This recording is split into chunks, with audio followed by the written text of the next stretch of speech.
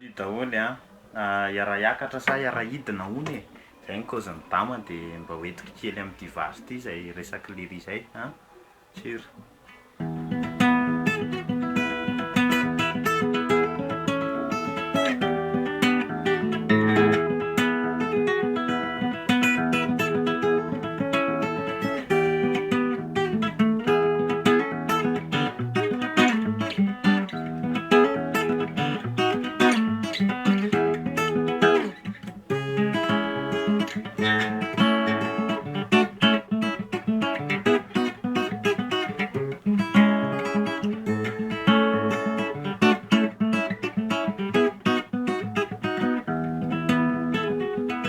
Velontsika no niara-dy efa rasendra nisy kody navelany tsipika ho azy ty re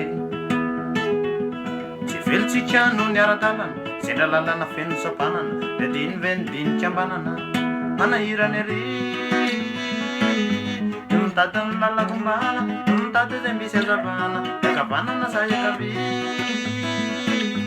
ahitana ny lalaky voana ahitana zay mety iarahana iara hiakatra sa iara hidina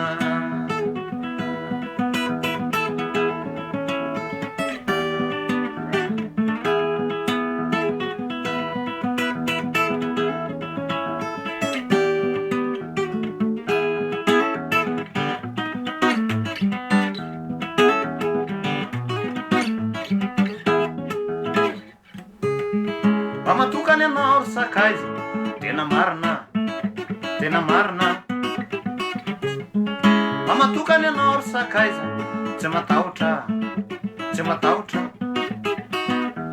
ray arery mandeha miakamanana sendransana tsisy an'olo tanana ray arery mandeha miakavitsy misy mijery raha tomikody tsy milamina korony tany de nao masa manderery tsy milamina korony tany de nao masa manderery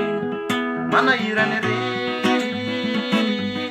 mitady ny lalako mbana mitady zay misy azavana iakavanana sa iakavy mahitana ny lalaky voana mahitana zay mety iarahana